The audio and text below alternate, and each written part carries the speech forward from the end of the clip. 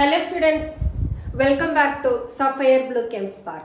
இன்னைக்கு செஷன்ல நாம laws of chemical combination பத்தி டிஸ்கஸ் பண்ண போறோம். previous செஷன்ல matter அதோட classification பத்தி டிஸ்கஸ் பண்ணிருந்தோம். Okay, let us start the different laws of chemical combination.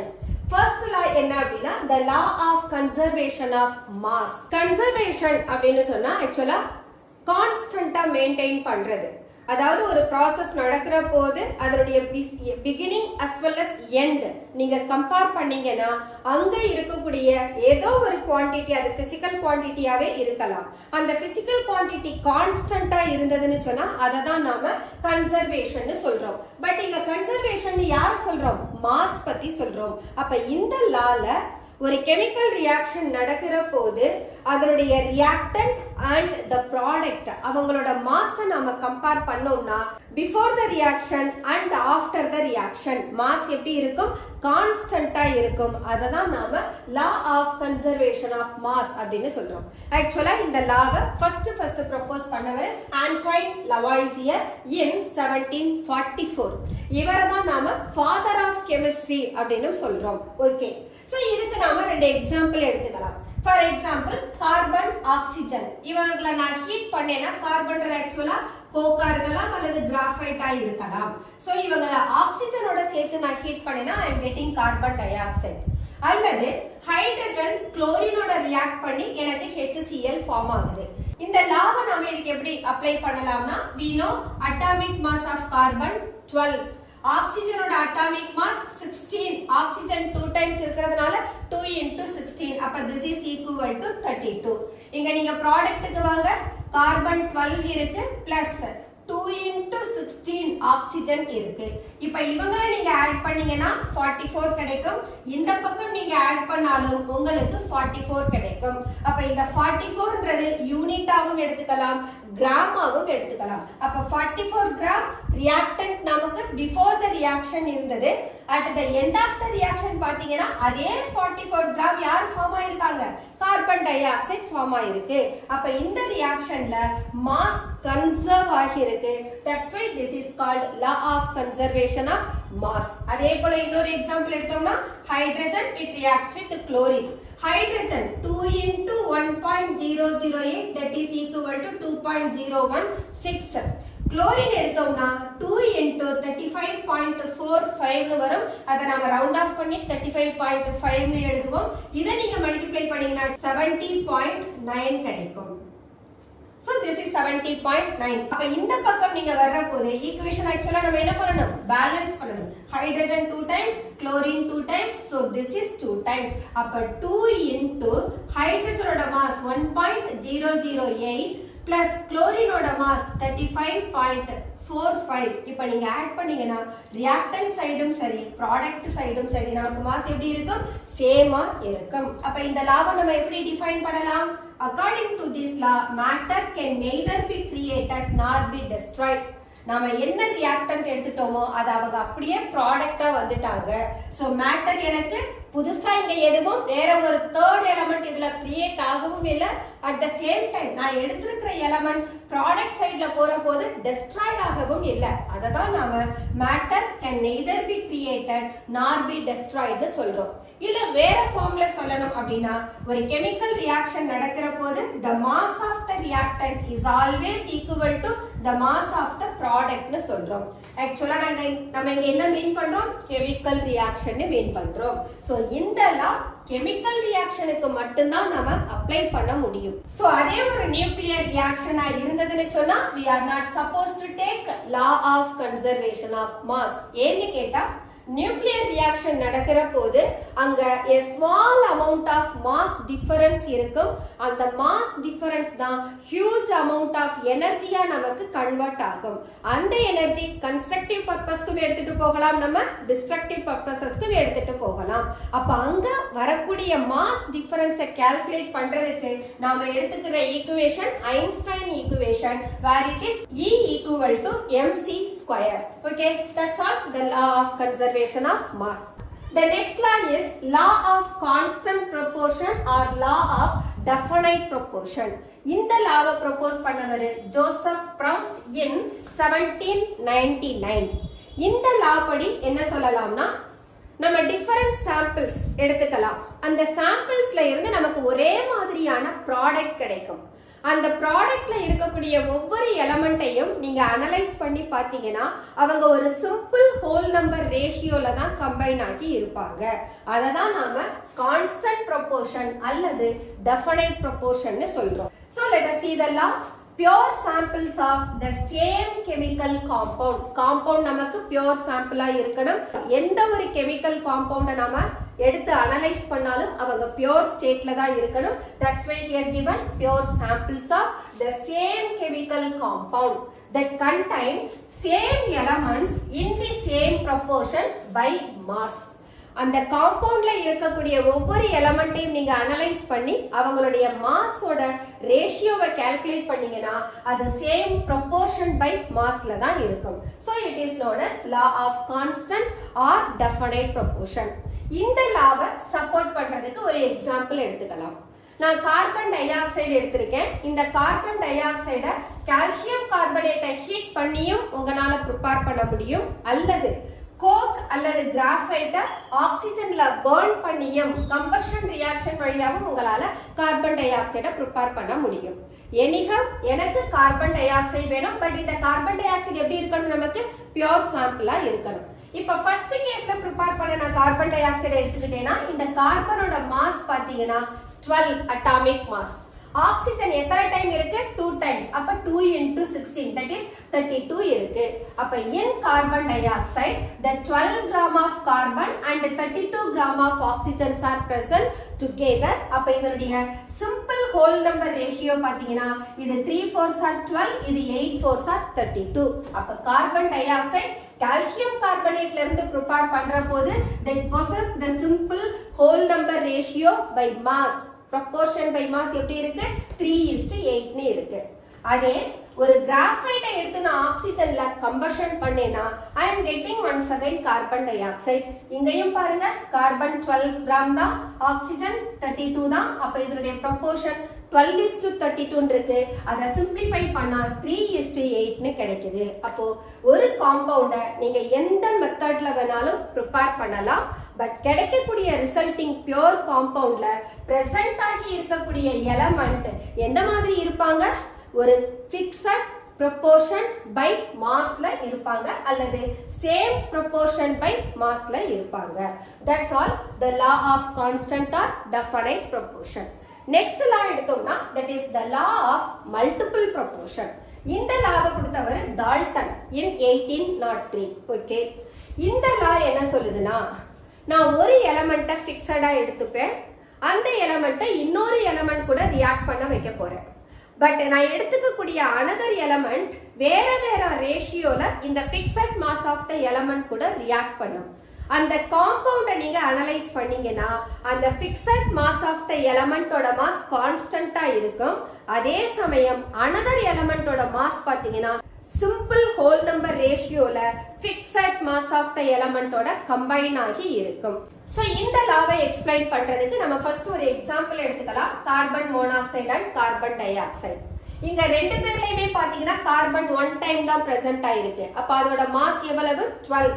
So in carbon monoxide 12 gram of carbon combines with 16 gram of oxygen. At the same time நீங்க carbon டை ஆக்சைடுல பாத்தீங்கன்னா 12 gram of carbon that combines with 2 into 16 எவ்வளவு வரும், 32 gram of oxygen வரும். இந்த fixed mass of கார்பனோட combine ஆகக்கூடிய oxygen எப்படி நமக்கு கம்பைன் ஆகுதுன்னா that bears a simple whole number ratio. அது எப்படி எழுதலாம், that is 16:32ன்ற ரேஷியோல 12 கிராம் ஆஃப் கார்பன் கூட கம்பைன் ஆகுது, or we can write it as 1:2. அப்போ இங்க ஆக்சிஜன் உங்களுக்கு ஒரு சிம்பிள் ஹோல் நம்பர் ரேஷியோவை எடுத்துக்குதா. இந்த simple whole number ratio constant mass of the எலமெண்டோட போய் கம்பைன் ஆகுதா. இததான் நாம law of multiple proportion சொல்றோம். So according to this law, when one element combine with the other element to form more than one compound, compulsorily அந்த ரெண்டு எலமெண்ட்டும் நமக்கு more than one compound கொடுத்தா மட்டும்தான் இந்த லாவை நம்மளால எக்ஸ்பிளைன் பண்ண முடியும். And the mass of one element which combines with a constant mass of the other. Constant mass அப்படின்றப்போ அந்த காம்பவுண்டை நீங்க பாத்தீங்கன்னா அதுல ஒன் ஆஃப் த எலமெண்டோட மாஸ் சேமா இருக்கும், அதர் எலமெண்டோட மாஸ் தான் வேரி ஆகும். So that be a simple ratio to one another. See that in carbon monoxide and carbon dioxide, the oxygen it combines with the fixed mass of carbon in the simple whole number ratio of 1:2. இதுதான் இந்த law. இதே போல நிறைய example கொடுத்திருக்கோம். So இந்த மாதிரி கொடுத்தாங்கன்னா அது என்ன ரேஷியோல இருக்குன்றத இப்படிதான் சால்வ் பண்ண முடியும். இங்க ஆக்சிஜன் எடுத்தீங்கன்னு சொன்னா 2:16, இங்க ஹைட்ரஜன் பெராக்சைடு எடுத்தீங்கன்னா 2:32. அப்ப oxygen simple whole number ratio 1:2 னு இருக்கும். அதே போல சல்ஃபர் வாங்க, சல்ஃபர் 32, ஆக்சிஜன் 32. இங்க சல்ஃபர் 32, ஆக்சிஜன் 48. அப்ப 32வையும் 48ஐயும் நீங்க சிம்பிளிஃபை பண்ணீங்கன்னா அவங்க 2:3ன்ற சிம்பிள் ஹோல் நம்பர் ரேஷியோல கம்பைன் ஆகும். சோ இதே மாதிரி நாம நைட்ரஜனோட ஆக்சைட்ஸ் எடுத்தோம்னா நைட்ரஜன் 5 டிஃபரண்ட் ஆக்சைட்ஸ் கொடுக்கும். Dinitrogen 1 oxide, dinitrogen 2 oxide, dinitrogen 3 oxide, dinitrogen 4 oxide and dinitrogen penta oxide அப்படின்னு 5 சீரீஸ் ஆஃப் ஆக்சைட்ஸ் கொடுத்திருக்கு. பட் எல்லா இடத்துலயும் பாருங்க நைட்ரஜன் N2 தான் பிரசன்ட் ஆயிருக்கு. ஆக்சிஜன் பாருங்க 1 2 3 4 5 அப்படின்னு போகுது. அப்ப எங்க ஆக்சிஜனோட சிம்பிள் ஹோல் நம்பர் ரேஷியோ எப்படி இருக்கு? 1:2:3:4:5 அப்படின்னு பிரசன்ட் ஆயிருக்கு. அதாவது நைட்ரஜனோட மாஸ் 28 கிராம். இந்த 28 கிராம் ஆஃப் நைட்ரஜன் கூட 16 gram of oxygen, 32 gram of oxygen, 48 gram of oxygen, 64 gram of oxygen and 80 gram of oxygen. இதுதான் 28 கிராம் ஆஃப் நைட்ரஜன் கூட கம்பைன் ஆகி இருக்கக்கூடிய ஆக்சிஜனோட மாஸ். அவங்கள நாம சிம்பிளஸ்ட் ரேஷியோல எடுத்தோம்னா it gives rise to 1:2:3:4:5. That's all the law of multiple proportion. The next law, the law of reciprocal proportion given by Richter. ஒரு கிளாரிட்டியோட நீங்க view பண்ணா மட்டும்தான் இந்த லா உங்களுக்கு புரியும். அதை பேஸ் பண்ணி கொடுக்கக்கூடிய சம்மையும் உங்களால சால்வ் பண்ண முடியும். ஆக்சுவலா நாம 2 எலமெண்ட்ஸ் எடுத்துக்கிறோம். இந்த 2 எலமெண்ட்ஸும் அவங்க இன்னொரு எலமெண்டோட ரியாக்ட் பண்றாங்க. அப்ப அந்த 2 எலமெண்ட்டை நான் யாருன்னு எடுத்துக்கலாம்? A and B அப்படின்னு எடுத்துக்கலாம். So இந்த A and B இவங்க என்ன செய்றாங்க? That combine separately with the fixed weight of the third element. அப்ப அந்த third element நாம யாருன்னு எடுத்துக்கலாம்? C னே எடுத்துக்கலாம். So is either same in the AB that combine separately with the fixed weight of the third element is either same or simple ratio of the weights in which the two elements combine directly with each other. இப்ப A யும் B யும் combine ஆனா நமக்கு என்ன கொடுப்பாங்க? AB கொடுப்பாங்க. AC கூட react பண்ணா AC ஃபார்ம் ஆகும். அதே BC கூட ரியாக்ட் பண்ணா என்ன ஃபார்ம் ஆகும்? BC ஃபார்ம் ஆகும். அப்ப நம்ம எடுத்துக்கிற 2 எலிமெண்ட் அவங்க ரெண்டு பேரும் தனித்தனியா தேர்ட் எலிமெண்ட் கூட ரியாக்ட் பண்ணி 2 காம்பவுண்ட்ஸ் கொடுக்கறாங்க. அதே சமயம் அந்த ரெண்டு எலிமெண்ட்டுமே அவங்களுக்குள்ள ரியாக்ட் பண்ணி ஒரு காம்பவுண்ட கொடுக்கறாங்க. இந்த ஃபார்ம் ஆன இந்த 3 டிஃபரண்ட் காம்பவுண்ட்ஸ்க்கு இடையில இருக்கக்கூடிய ஒன் ஆஃப் த எலிமெண்டோட மாஸ் பாத்தீங்கன்னா ஃபிக்ஸடா இருக்கும்.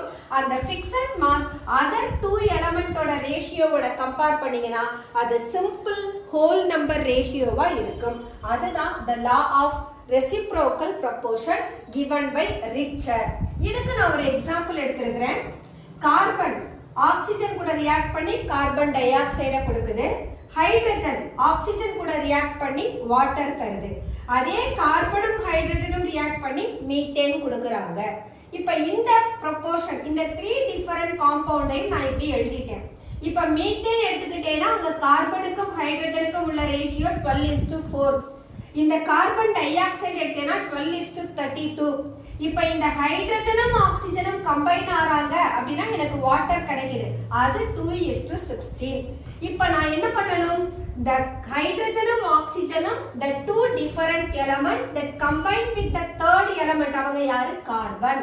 அப்போ இந்த ஹைட்ரஜனும் ஆக்சிஜனும் கம்பைன் ஆகி என்ன கொடுத்தாங்க? வாட்டர் கொடுத்தாங்களா? இந்த வாட்டரோட ரேஷியோ என்னவா இருக்கு? எனக்கு 2:16. இதை நான் சிம்பிளிஃபை பண்ணேனா எனக்கு என்ன கிடைக்கும்? 1:8 னு கிடைக்கும். இந்த ரேஷியோவை மீத்தேன்ல இருக்கக்கூடிய ஹைட்ரஜன் கூடவும் கார்பன் டை ஆக்சைடுல பிரசன்ட் ஆகி இருக்கிற ஆக்சிஜன் கூடவும் நான் கம்பேர் பண்ண போறேன். இவங்க எப்படி பிரசன்ட் ஆயிருக்காங்க? 4:32. அப்ப 4:32 நீங்க சிம்பிளிஃபை பண்ணுங்க, உங்களுக்கு 1:8 கிடைக்கும். இவ்வளவுதான்.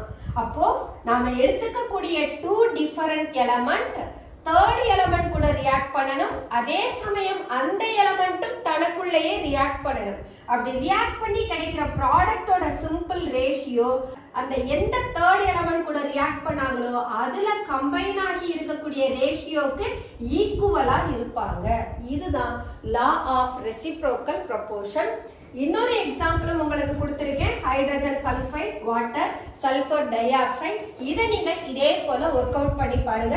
ஆக்சுவலா இந்த லா ஆஃப் ரெசிப்ரோக்கல் ப்ரொபோர்ஷன் எலமெண்டோட ஈக்குவலன்ட் வெயிட்டை டிட்டர்மைன் பண்றதுக்கு ஹெல்ப் பண்ணும். ஏன்னா எலமெண்ட்ஸ் ரியாக்ஷன்ஸ்ல அவங்களோட ஈக்குவலன்ட் மாஸ் வழியா தான் ரியாக்ட் பண்றாங்க. ஈக்குவலன்ட் மாஸ் அப்படின்றது ஒரு எலமெண்டோட அட்டாமிக் மாஸ் அதோட வேலன்சியால நம்ம டிவைட் பண்றதுனால கிடைக்கிறது தான் ஈக்குவலன்ட் மாஸ். அதை நம்ம ஈக்குவலன்ட் வெயிட்ஸ் டிட்டர்மினேஷன்ல டிஸ்கஸ் பண்ணலாம். The next law, the law of gaseous volume given by Gay-Lussac in 1808. இந்த லா படி பார்த்தோம்னா எப்பெல்லாம் ரியாக்ஷன் கம்பைன் ஆகி இன்னொரு ப்ராடக்ட்டை கொடுக்குறாங்களோ அந்த ப்ராடக்ட்டும் ஆக்சுவலா நமக்கு கேஸஸா இருந்ததுன்னு சொன்னா தென் ரியாக்டன்ட்டும் ப்ராடக்ட்டும் ஒரு சிம்பிள் ஹோல் நம்பர் ரேஷியோல தான் எக்ஸிஸ்ட் ஆவாங்க. பட் இந்த ரியாக்ஷன் நடக்கிற போது அதுக்கு கொடுக்கக்கூடிய டெம்பரேச்சரும் ப்ரெஷரும் நமக்கு சேமா இருக்கணும். So according to this law we can say whenever gases react together, the volume of the reacting gases as well as the product என்னவா தான் இருக்கணும் நமக்கு gases ஆ இருந்ததுனா they will bear a simple whole number ratio where all the volumes are measured under similar conditions of temperature and pressure. டெம்பரேச்சரும் பிரஷரும் மாறினா வால்யூமும் மாறிடும். அதனால நாம volume measure பண்ற போது அந்த ரியாக்ஷனோட டெம்பரேச்சர் பிரஷர் எப்படி இருக்கணும்? சேமா இருக்கணும். இதுக்கு ஒரு எக்ஸாம்பிள் எடுத்தோம்னா ஹைட்ரஜன் குளோரினோட ரியாக்ட் பண்ணி HCl கொடுக்குது. All of them are gases. So இங்க நீங்க சிம்பிள் ஹோல் நம்பர் ரேஷியோ பாத்தீங்கன்னா 1:1 HCl எத்தனை டைம் இருக்காங்க? 2 டைம்ஸ் இருக்காங்க. அப்ப ஒரு part of hydrogen reacts with 1 part of chlorine, அதாவது 1 volume of hydrogen reacts with 1 volume of chlorine to form 2 volumes of HCl. இதே நாம அமோனியா எடுத்தோம்னா ஈக்குவேஷனை பேலன்ஸ் பண்ணணும். அப்ப ஹைட்ரஜன் 3 டைம்ஸ் வரும், அமோனியா 2 டைம்ஸ் போகும். இவங்களோட ரேஷியோ எப்படி இருக்கு? 1:3:2 இருக்கு. அதாவது 1 volume of nitrogen reacts with the 3 volumes of hydrogen to form 2 volumes of ammonia. That's all the law of gaseous volume. The next one, Avogadro hypothesis. இந்த ஹைபோதெசிஸ் படி ஆக்சுவலா எல்லாரையும் நாம லான்ற டேர்ம்ல கொடுத்தோம். இதை மட்டும் என்னன்னு சொல்றோம்? ஹைபோதெசிஸ் அப்படின்னு சொல்றோம். ஹைபோதெசிஸ் அப்படின்னு சொன்னா அதை நாம இன்னும் ப்ரூவ் பண்ணலன்னு அர்த்தம். லா அப்படின்னு சொன்னா those are proved one, experimentally prove பண்ணி எவிடன்சஸோட இருக்கிறவங்கள நாம லாஸ் அப்படின்னு சொல்லுவோம்.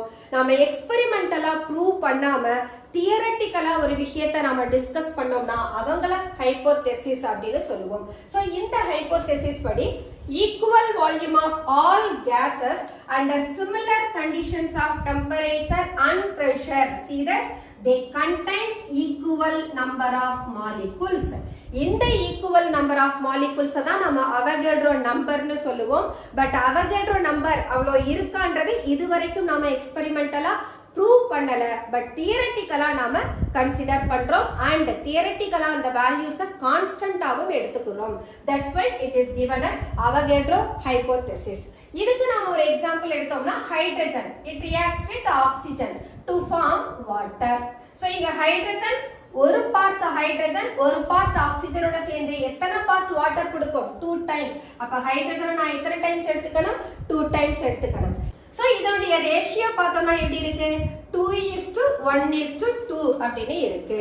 சோ இந்த law it is highly helpful to remove the anomaly between the Dalton's law and law of gaseous volume. gaseous volume எடுக்கிற போது நாம இங்க வால்யூம் அதான் அதனுடைய யூனிட்டா எடுத்துக்கிறோம், மெஷரபிள் குவான்டிட்டியா எடுக்கிறோம்.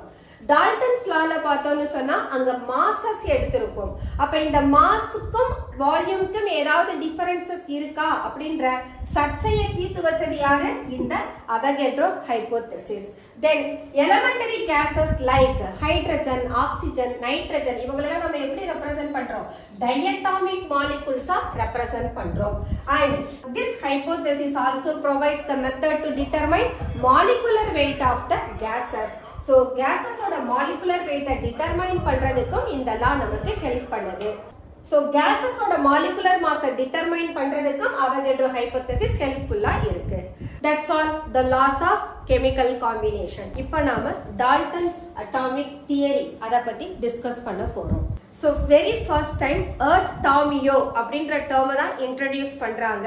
அப்படின்னு சொன்னா indivisible, indestructible அப்படின்னு அர்த்தம். அதாவது அழிக்க முடியாத ஒரு துகள், அதை தான் அவங்க atomiyo அப்படின்னு சொல்றாங்க. So indivisible, indestructible அப்படின்னு மீன் பண்ற அந்த டேர்மை atom அப்படின்னு சொல்லி இன்ட்ரோடியூஸ் பண்றாங்க.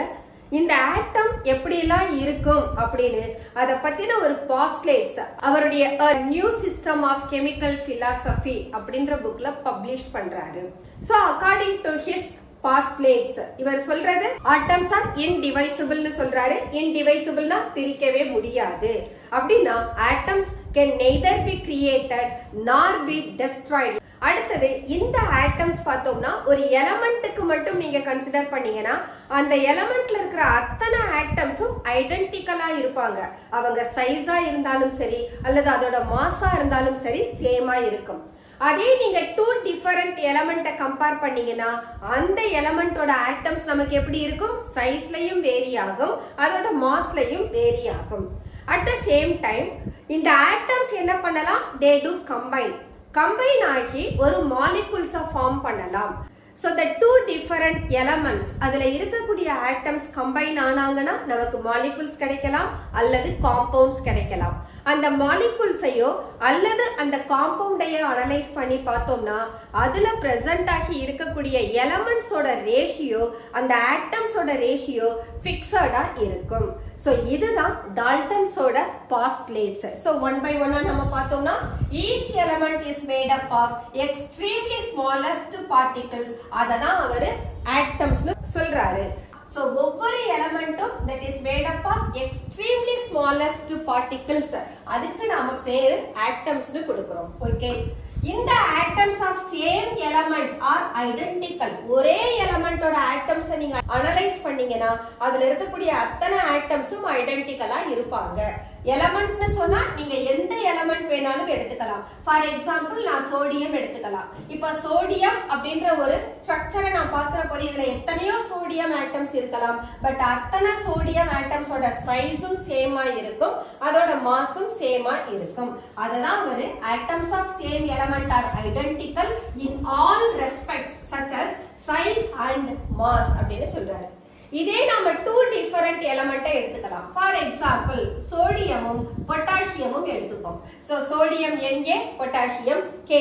இப்போ டூ டிஃபரண்ட் எலமெண்ட்ன்றப்ப கண்டிப்பா பொட்டாசியமோட ஆட்டம்ஸ் தான் பிரசன்ட் ஆகிருக்கும், சோடியம்ல சோடியமோட ஆட்டம்ஸ் தான் பிரசன்ட் ஆகி இருக்கும். அப்ப பொட்டாசியமோட மாஸ் டிஃபரண்ட், சோடியமோட மாஸும் டிஃபரண்ட்.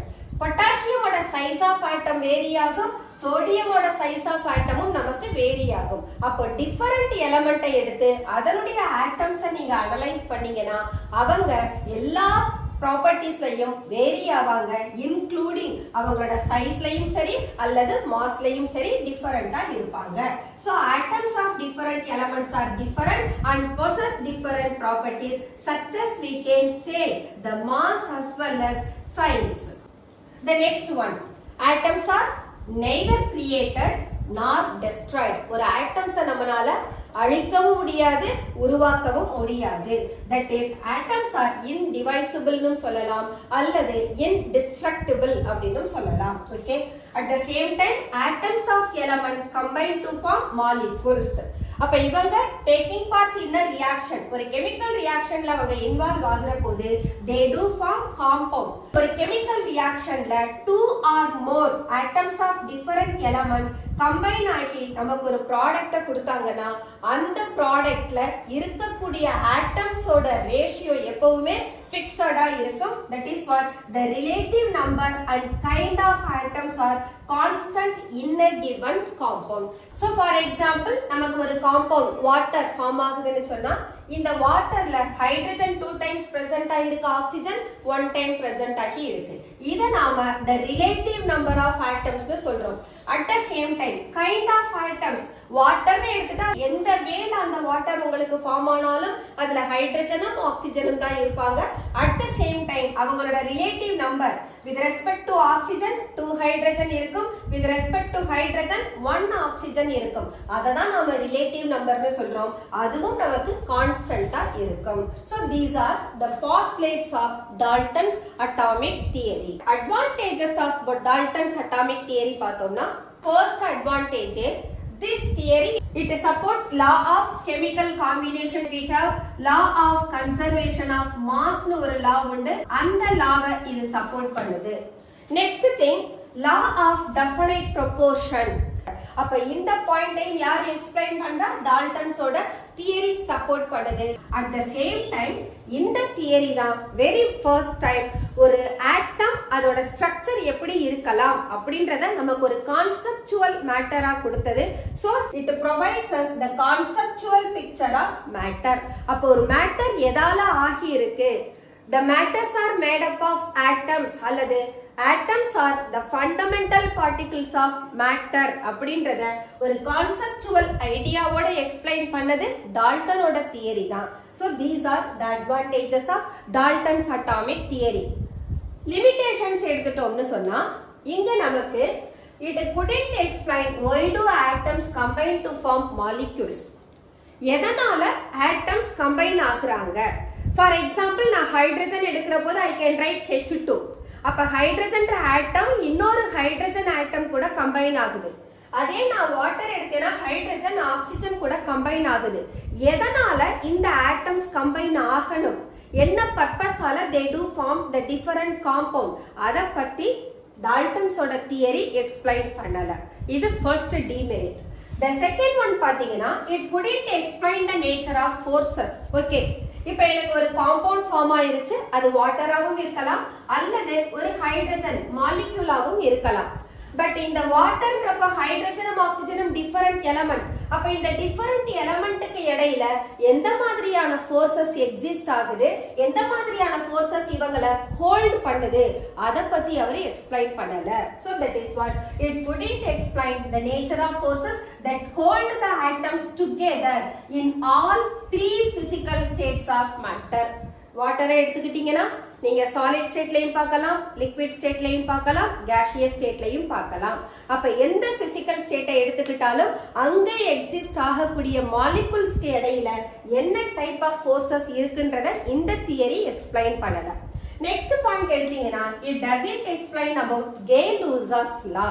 Gay-Lussac's law ஆக்சுவலா வால்யூமை பேஸ் பண்ணி கொடுக்கக்கூடிய ஒரு லா, அதையும் டால்டனோட தியரி எக்ஸ்பிளைன் பண்ணல.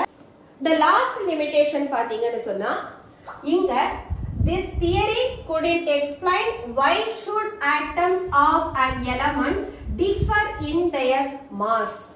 இப்போ நான் ஹைட்ரஜன் எடுத்துக்கிறேன், ஹைட்ரஜன் எடுத்துக்கிட்டேன்னா H11, H12, H13 எழுதுறேன். இந்த மூணு பேருமே ஹைட்ரஜன் ஆட்டம்ஸ் தான். பட் அந்த ஹைட்ரஜனோட ஆட்டம்ஸ் பாருங்க 1, 2, 3 அதோட மாஸ் வேரி ஆகுது. அததான் இந்த பாயிண்ட் சொல்லுது. அப்ப H11, H12, H13ன்றது ஆக்சுவலா நமக்கு இப்ப என்னன்னு தெரியும்? அவங்க ஐசோடோப்ஸ்னு தெரியும். அப்ப டால்டனோட தியரி ஐசோடோப்ஸ்னு ஒன்னு இருக்கு அப்படின்றத பத்தி எக்ஸ்பிளைன் பண்ண முடியல. That's all Dalton's atomic theory. இதனுடைய பாஸ்ட்லேட்ஸும் பார்த்தோம், லிமிடேஷன்ஸும் பார்த்தோம், அதனுடைய அட்வான்டேஜஸும் பார்த்தோம். Okay students, let us close our today's session. So the rest of the topics let us discuss in our following sessions. Until then, bye bye.